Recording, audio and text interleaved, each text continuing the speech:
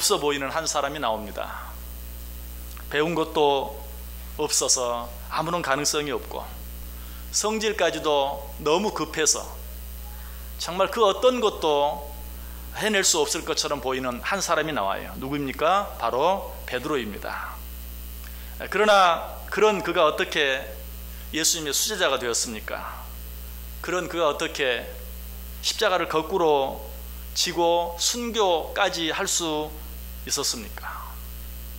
또 어떻게 아무것도 배우지 아니한 그런 사람이 베드로 전서와 베드로 후서를 기록할 수 있었습니까? 그것은 인간적으로는 아무것도 기대할 것이 없는 그런 사람이었지만 그 안에 있는 지극히 적은 우리 눈에는 보이지도 않는 그러한 가능성을 보아주시고 칭찬해 주시고 격려해 주신 예수님이 계셨기 때문이. 그 예수님께서 베드로를 향해 뭐라고 말씀하십니까? 예수께서 보시고 이르시되 내가 요한의 아들 시몬이니 장차 게바라 하리라. 여기서 게바라는 뜻이 무엇입니까? 반석이라는 뜻이에요. 큰 바위라는 뜻이에요. 다시 말하면 지금 너는 너무나도 성질도 조급하고 그 마음속에 무엇인가 할 수 있는 아무런 가능성도 없지만 그러나 내가 너로 하여금 큰 바위와 같이 반석이 되게 해서 장차 교회의 기초가 되게 하겠다라고 말씀하고 있는 것을 보게 돼요. 우리는 어떤 사람을 볼 때 현재의 모습으로만 보면 안 됩니다. 그 사람 안에 있는 가능성을 보아줄 줄 알아야 돼요. 현재의 부족한 모습만 보면 그 사람은 그런 사람이 될 수밖에 없어요. 그러나 그 안에 있는 가능성을 보고 끊임없이 칭찬해주고 격려해주고 기도해주면 그 어떤 가능성도 없는 사람이라 할지라도 우리가 기대하고 칭찬하고 격려한 만큼 크고 위대한 사람이 될 수 있는 것이. 그래서 시성 괴테는 이런 말을 했어요. 누군가를 꼭 지금의 모습만큼만 대해주면 늘 지금의 모습으로 남지만 장차 되어질 모습에 맞춰 대해주면 언젠가 그 모습으로 성장하게 되어 있다. 오늘 이 자리에 온 가족들이 함께 예배 드리기 위해 이 자리에 나왔는데 부모님들 꼭 기억하시길 바랍니다. 여러분의 자녀들 부모의 눈으로 보면 어떻습니까? 한없이 부족합니다. 마음에 들지 않는 부분도 너무나 많이 있습니다. 그럼에도 불구하고 그 안에 있는 가능성을 보고 늘 칭찬해주고 격려해주고 기도해 주시기 바랍니다. 사람은 누구나 장점과 단점이 있지만 단점을 바라볼 것이 아니라 장점을 바라볼 수 있어야 돼요. 사람은 누구나 부정적인 요소가 있고 긍정적인 요소가 있지만 부정적인 요소보다는 긍정적인 요소를 보아줄 수 있어야 돼요. 그리고 그 사람의 현재의 모습 혹은 과거의 모습을 볼 것이 아니라 미래의 모습을 보고 늘 칭찬해주고 격려해주고 기도해줄 수 있어야 돼요. 혹시 결혼하지 않은 그래서 배우자를 찾고 위해서 기도하는 분들이 있습니까? 어떤 배우자를 얻어야 될까요? 요즘은 너무 지금 현재의 모습, 내가 원하는 모습을 갖추었는가 갖추지 못했는가 하는 것만 보려고 하는 경향이 있어요. 그러나 그것이 중요한 게 아니에요. 정말 중요한 것은 무엇입니까? 미래의 모습, 앞으로의 가능성이. 그것을 보고 내 배우자를 선택할 수 있어야 돼요. 여러분, 미래의 가능성을 쉬운 말로 뭐라고 하는 줄 아세요? 싸가지라고 합니다. 이 말이 굉장히 어감이 좋지 않은데 이 싸가지라는 말은 아주 좋은 말입니다. 다른 말로 하면 싹수라는 말이죠. 싸가지가 있다, 없다 라고 말하는데 여러분 배우자를 혹시 구하는 분이 있으면, 여러분 자녀들의 배우자를 위해 기도하는 사람 있으면 싸가지가 있는 사람을 달라고 기도할 수 있어야 돼요. 현재의 모습은 좀 보잘것이 없어도, 현재는 좀 부족하다 할지라도 정말 가능성이 있는, 지극히 적은 가능성이라 할지라도 그것을 보고 또 그것을 기대하면서 그것을 위해 기도하면서 우리는 살아갈 수 있어야 돼요. 여러분, 우리 안에 있는 가능성은 마치 잠깐 반짝하고 빛나는 섬광과 같아요. 그래서 그 빛나는 순간에 봐주지 아니하면, 인정해주지 아니하면, 칭찬해주지 아니하면 금방 사그라져 버리고 말아요. 또 우리 안에 있는 가능성은 아주 작은 불씨와 같아요. 아주 정성스럽게, 아주 조심해서 그 불을 살려내지 아니하면 꺼져버리고 마는 것이, 사람들 안에 있는 잠재력이나 사람들 안에 있는 가능성이 바로 그와 같아요. 그 작은 것을 보아주고 조심스럽게 정성스럽게 가꾸어주고 살려내주지 아니하면 사라져 버리고 마는 것이. 그런데 오늘 예수님께서 베드로를 그런 눈으로 바라보아 주셨어요. 내가 요한의 아들 시몬이냐? 장차 내가 너를 개바라 하리라. 내가 요한의 아들 시몬이니 라는 말의 의미가 뭔 줄 아세요? 나는 너를 안다. 나는 너의 근본을 안다. 나는 네가 얼마나 부족하고 얼마나 연약한 자인지 안다. 나는 너에 대해서 모르는 것이 없다. 그러나 내가 이 시간에 너에게 약속한다. 내가 너를 게바가 되게 하겠다. 내가 너를 베드로가 되게 하겠다. 내가 너를 큰 바위, 반석이 되게 하겠다. 그래서 내가 너로 교회의 기초를 삼을 것이다 라고 말하고 있는 것을 보게 돼요. 똑같은 장면을 기록하고 있는 마가복음에서는 오늘 본문 요한복음에 없는 내용이 나오죠. 그것은 무엇입니까? 내가 너로 사람을 낚는 어부가 되게 하겠다. 고기를 잡는 어부에 불과했던 베드로를 앞에 놓고 내가 너로 사람을 낚는 어부가 되게 하겠다. 고기 잡는 어부를 사람을 낚는 어부로 보아주신 것이, 인정해 주신 것이. 자, 그러나 안타까운 것은 이러한 예수님의 기도와 격려에도 불구하고 베드로는 어때요? 예수님을 3번이나 부인하는 자리에 이르고 말았어요. 뿐만 아니라 예수님께서 십자가에 달려 죽게 되셨을 때 그를 버려두고 그를 떠나가고 말았어요. 예수님께서는 그를 부르실 때 내가 너로 사람을 낚는 어부가 되게 하겠다고 했는데 사람을 낚는 어부가 되지 못하고 다시 물고기 잡는, 고기 잡는 어부의 자리로 돌아가고 말았어요.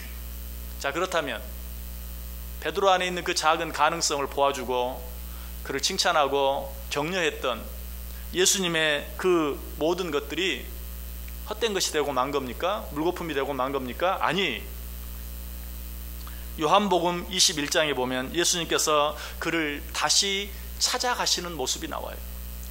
예수님께 십자가에 달려 죽으셨다가 부활하신 후에 다시 물고기나 잡고 있는 베드로를 다시 찾아갔어요. 그 내용이 어디 나온다고요? 요한복음 21장에. 오늘 본문은 요한복음 1장에 요한의 아들 시몬아, 내가 너를 장차 게바가 되게 하겠다. 요한복음 1장에서 시작된 예수님의 사랑이 요한복음이 끝나는 요한복음 21장까지 계속되고 있는 것을 보게 돼요. 여러분, 우리를 향한 예수님의 사랑은 결코 끝이 없는 것을, 변하지 않는 것을, 우리를 절대로 포기하지 않는 것을 믿으시길 바랍니다. 예수님께서는 베드로가 예수님을 부인함으로 말미암아, 베드로가 예수님을 버리고 떠나버림으로 말미암아 예수님은 십자가에 달려 죽으셨어요.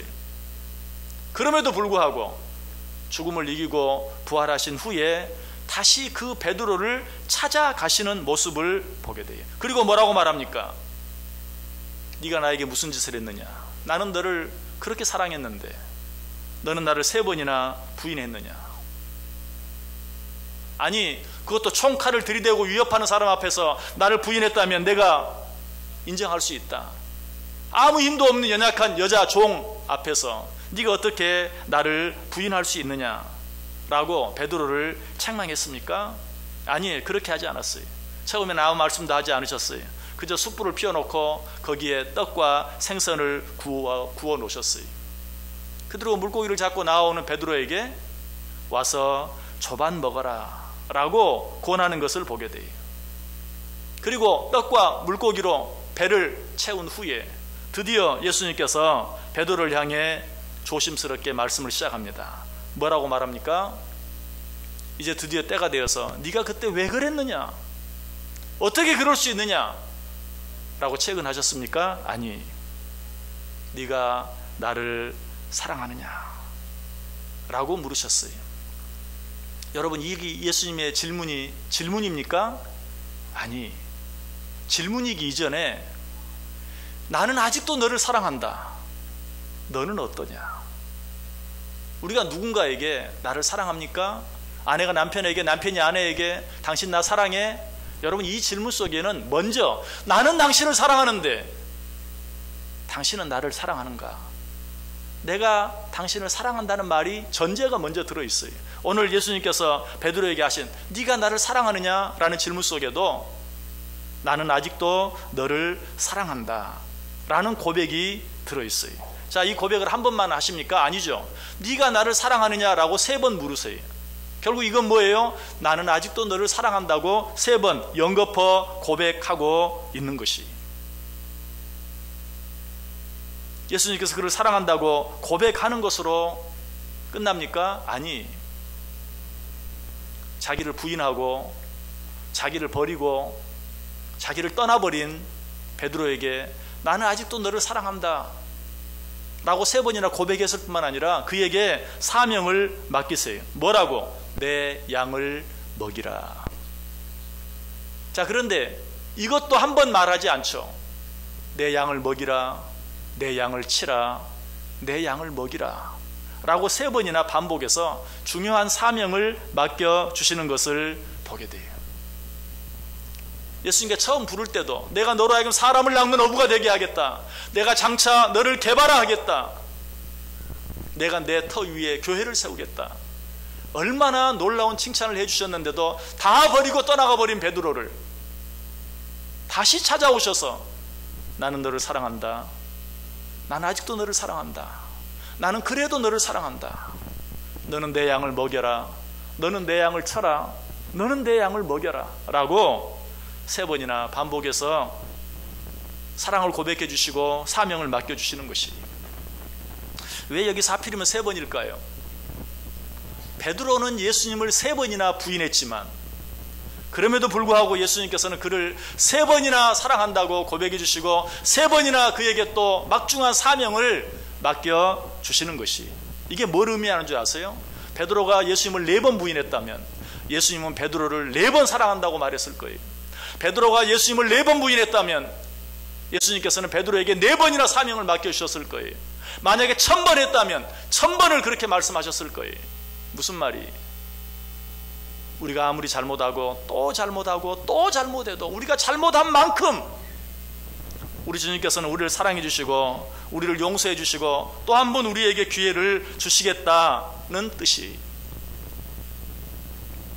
또 한 가지 이 예수님의 말씀 속에 놀라운 사랑의 모습이 들어있어요. 그게 뭔 줄 아세요? 예수님이 처음 베드로를 부를 때 뭐라고 불렀다고요? 내가 너로 사람을 낚는 어부가 되게 하겠다.